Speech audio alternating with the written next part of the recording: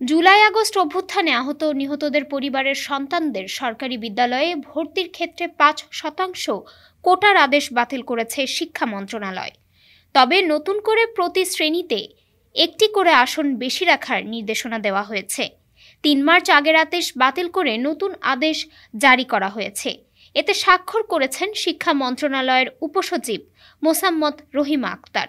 নতুন আদেশে বলা হয়েছে, ২০২৪ সালের জুলাই আগস্ট মাসে গণ অভ্যুত্থানে অনেক ছাত্র জনতা আহত ও শহীদ হন। তাদের পরিবারের সদস্যদের সরকারি মাধ্যমিক বিদ্যালয়ে ভর্তির বিষয়ে গত ২০ ফেব্রুয়ারি জারিকৃত আদেশ বাতিল করে নতুন আদেশ জারি করা হলো।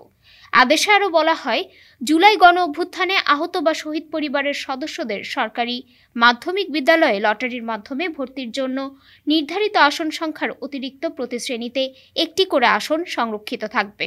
জুলাই গণ অভ্যুত্থানে আহত বা শহীদ পরিবারের সদস্যদের পাওয়া না গেলে মেধা তালিকা থেকে ওই আসনে ভর্তি করতে হবে। কোনো অবস্থায় আসন শূন্য রাখা যাবে না। ডেস্ক রিপোর্ট, আজ বার্তা, ঢাকা।